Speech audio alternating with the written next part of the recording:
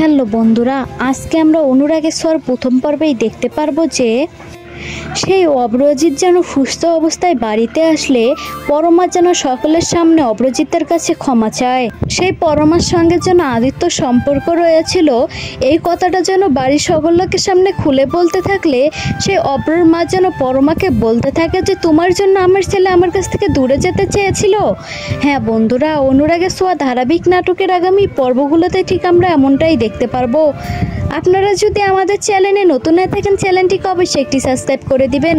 আমরা এপিসোডের শুরুতেই দেখতে পারবো যে আদিত্য ও সুদীপা মিলে যেন অব্রকে চৌধুরীর বাড়িতে ফেরত আনলে সেই পরমা যেন অপরাজিতকে দেখে মনে মনে বলতে থাকে যে আজ আমি সব সত্যি কথা বলে দিব। আমার জন্য উনি অনুষ্ঠান থেকে সেদিন সকালে চলে গিয়েছে, এটা যেন পরমা মনে মনে ভাবতে থাকে। এরপর যেন পরমা অপরাজিতের সামনে গিয়ে হাত জোড় করে বলতে থাকে যে আমাকে ক্ষমা করে দাও, আমাকে অপরাজিত ক্ষমা করে দাও। আমারও আদিত্যর বিষয় সম্পর্কে তুমি জানতে পেরে বউভাত থেকে চলে গিয়েছো। আমি তোমার সকল সত্যি কথা খুলে বলতে চাই। এই কথা শুনে যেন অপরাজিতের মা অনেকটা চমকে ওঠে আর সঙ্গে সঙ্গে গিয়ে যেন পরমার সামনে বলতে থাকে যে তাহলে তোমার জন্য আজ আমার ছেলের এই অবস্থা। পরমা, আমি তোমাকে কোনোদিন ক্ষমা করব না।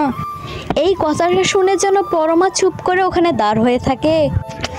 হ্যাঁ বন্ধুরা, অনুরাগের ছোঁয়া ধারাবাহিক নাটকের আগামী পর্বগুলোতে ঠিক আমরা এমনটাই দেখতে পারবো। আপনারা যদি আমাদের চ্যানেলে নতুন হয়ে থাকেন চ্যানেলটিকে অবশ্যই একটি সাবস্ক্রাইব করে দিবেন। ধন্যবাদ।